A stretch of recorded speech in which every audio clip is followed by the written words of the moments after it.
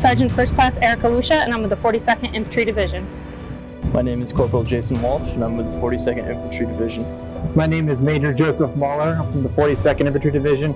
I want to know what happened on April 29th, 1945. So that's our topic for this special edition of the Spartan News.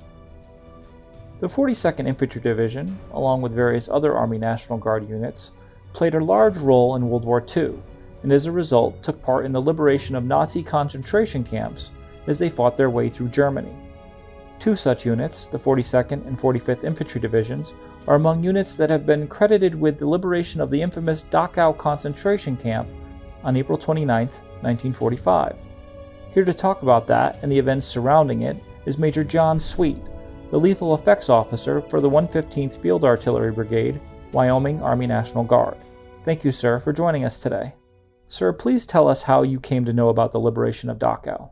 So I've been a teacher at the K-12 and college and university level since I graduated from college. And when I joined the 157th, I took an interest in unit history, as many of us did. I've written unit histories that we've on deployments, and I served. And I just have a real interest in the military history of the 45th Infantry Division, so that's how I learned about the liberation of Dachau and the 42nd and their lead role in the liberation. So April 29th marks the 75th anniversary of the liberation of Dachau. Tell us where the 42nd and the 45th were at this point and about the liberation of the camp. So the 42nd had been in the line since early December of 1944. They'd gotten into southern France and southern Germany, south central France, southern Germany, just prior to the Battle of the Bulge, the Ardennes offensive. In the southern portion of the German offensive, winter offensive was called Operation Nordwind.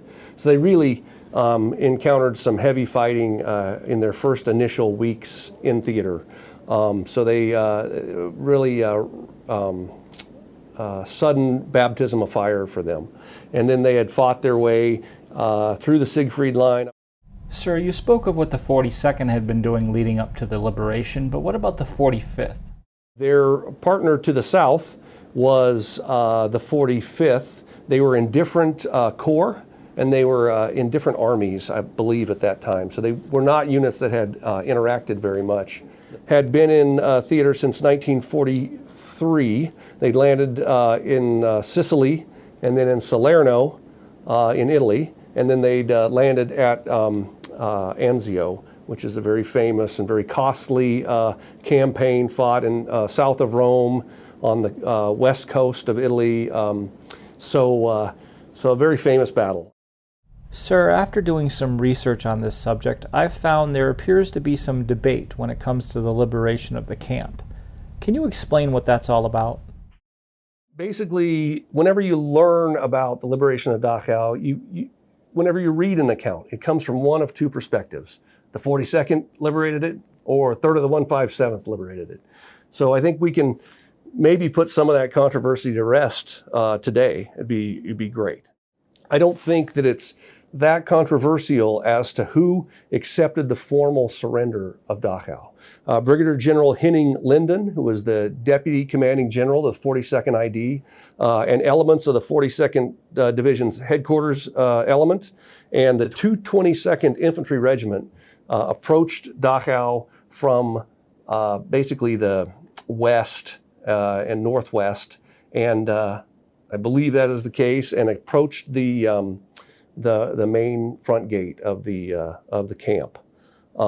And they were accompanied by civilian war correspondents, a real famous correspondent, Margaret Higgins, and others who were present and recorded this. And there were lots of photographers present. They accepted the surrender from an SS lieutenant.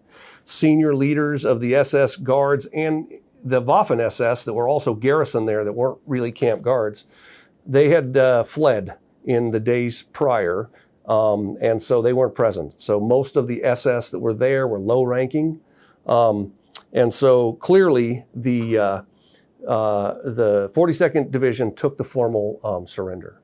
Simultaneously, The 3rd of the 157th from the 45th Infantry Division, also a National Guard division out of Oklahoma, and then as well as New Mexico, Texas, and Colorado. They had entered the camp on orders of their own, separate orders from their own division, and had begun clearing the camp and fighting and destroying resistance from the SS guards. Sort of the answer to the question, who liberated Dachau? I think it was a simultaneous liberation. And the fighting, the capturing of the camp itself was a minor thing in the annals of the 3rd of the 157th or the 42nd. Really, the service was in the care provided to these thousands and thousands of inmates. So it's clear that there's enough credit to go around for everyone. In fact, the Center for Military History, the Army Center for Military History, lists over a dozen different units that receive credit for having participated in the liberation of the Dachau concentration camp. I think that settles the controversy.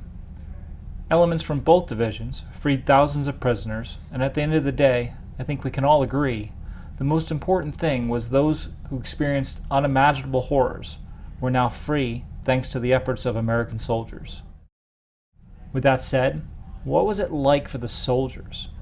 What was it like for those soldiers who witnessed these horrific scenes? What toll did this experience take?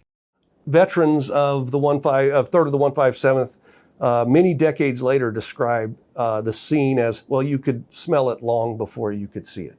They approached boxcars, and here are these boxcars, some of which are piled waist high or chest high with bodies. This was something that they were not expecting, they weren't prepared for. And again, these were hardened combat vets who had been recently in some desperate combat with real dead-ender SS units and Volkssturm units that were driven by Gestapo overseers. They thought they'd pretty much seen it all, and instead they're going to encounter, the greatest crime in human history, basically. They were kind of overcome by emotion because here in this camp, not only are there thousands of bodies, but there are 10,000 starving people behind wire. This was, again, something they had never expected to encounter, had never envisioned. Nobody had ever envisioned the sights and sounds of the Holocaust prior to 1945, except for the people that perpetrated it and the victims of it. So the people of the free world were largely unaware of the extent of the Third Reich's war crimes. And these GIs on the front line were themselves. So they didn't understand, they didn't know who are these people behind these fences. But they knew that the people were elated to be liberated. Well, sir, thank you for joining us today, and thank you for showing the important contributions Army National Guard soldiers made during World War II. For more information on the Holocaust, you can go to the United States Holocaust Museum website at ushmm.org, or for more information on the history of the New York Army National Guard's 42nd Infantry Division, you can visit the New York Army National Guard's website at dmna.ny.gov/arng/42div/. I'm your host, Army Master Sergeant Thomas Wheeler, and that concludes this episode of the Spartan News. Thanks for joining us.